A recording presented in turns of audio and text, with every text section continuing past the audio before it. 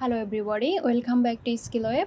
In today's tutorial, I will show you how to convert Excel to PDF. So let's have a look now. At first, open your web browser, search for Excel to PDF. Click on this website that says I love PDF. Click on select Excel file. Select the Excel file you want to convert. Click on open. You can also drag and drop your Excel file here. Now click on convert to PDF. It may take some time to upload and convert your file. Your Excel has been converted to PDF. Click on download PDF to download your file. So that's it. I hope this video helped you out. Stay tuned for more helpful tutorials here at SkillWeb.